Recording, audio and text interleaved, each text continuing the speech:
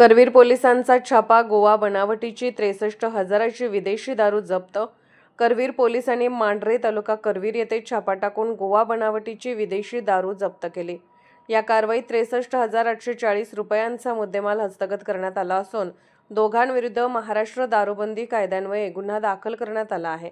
जिल्ह्यातील अवैध व्यवसायावर कारवाई करण्याच्या मोहिमेअंतर्गत करवीर पोलीस ठाण्याचे निरीक्षक रवींद्र कळमकर यांना सर्जेराव सखाराम जगताप वय 40 हा अवैधरित्या गोवा बनावटीच्या विदेशी दारूची विक्री करत असल्याची माहिती मिळाली होती. त्यानुसार गुन्हे शोध पथकाने मांढरे येथे सापळा रचून छापा टाकला. कारवाई दरम्यान सर्जेराव जगताप याच्या ताब्यातून महाराष्ट्रात विक्रीस प्रतिबंध असलेली गोवा बनावटीची विदेशी दारू असलेले बॉक्स जप्त करण्यात आले. जप्त मुद्देमालाची किंमत 63,840 रुपये आहे. तपासात विजय मारुती पोवार वय 39 राहणार माळवाडी मांढरे यांच्या साथीने हा अवैध व्यवसाय सुरू असल्याचे निष्पन्न झाले. त्यानंतर दोघांविरुद्ध महाराष्ट्र दारूबंदी कायद्यान्वये गुन्हा दाखल करण्यात आला. या प्रकरणाचा पुढील तपास पोलीस हेड कॉन्स्टेबल विजय तळसकर करत आहेत.